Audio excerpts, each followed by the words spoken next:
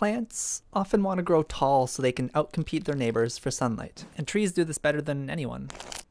How they're able to grow to such impressive heights is because of the dense woody substance they're made of that we call wood. And you can use wood for everything: paper, furniture, pencils. You can burn it, which makes heat. You can use their leaves for animal feed, although you don't necessarily have to cut them down for it. The trees themselves alter the habitat where they grow, changing the compositions of the species. They can attract people who want to get away from the stresses of the city and watch the splendor of nature for a while, or they can attract people who want to shoot the splendor of nature for a while.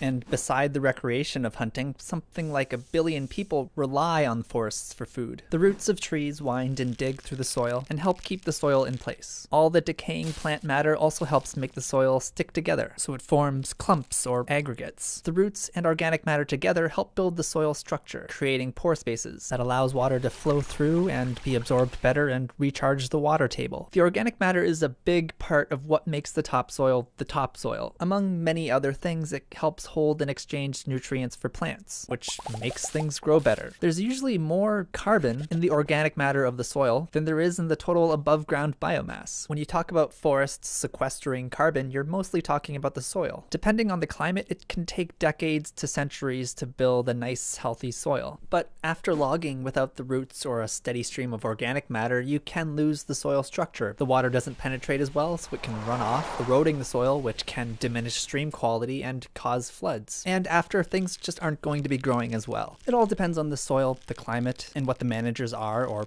are not doing. The end result could be another forest, but if care isn't taken, the end result could end up being a grassland or even a desert, setting the soil back hundreds and hundreds of years. The more trees there are, and the longer we leave them, the more of the forest benefits we get. But the more trees we cut, the more wood we get. There's a trade-off, at least in theory. In practice, forests are more often seen as just a source for wood, or the trees are seen as in the way for using the land for other stuff. Because there's not always a market for these other benefits from the forest, but there is a market for wood and land. It's easy to see how you will gain from chopping the wood. Letting it stand to, say, help the whole town to maintain water quality and prevent flooding is a large personal gain missed, probably larger than the portion of the collective benefit earned, if you even live in that area. And on top of that, there is a time preference to have things in the present. People tend to discount the future. If a tree isn't changing in size or value, would you rather cut it down today or in 10 years? You want it today because you could have been using the money in that time, or put the money in a bank. In 10 years time, you would just have more money than if you had sold it then. Also, we could be using the land in that time, if for nothing else, to grow another tree. So people tend to want to chop down a forest sooner rather than later. Check out our other video on discounting for more on that. Okay, so let's say there's a forest, and then whoever's in charge decides to let it be cut. Chop, chop, chop. They get the money and then try to decide whether they're going to replant the forest. It'll cost some amount of money, and let's say it'll give the same value as the previous harvest. If a forest takes 50 years to reach harvest maturity, the present value on the wood at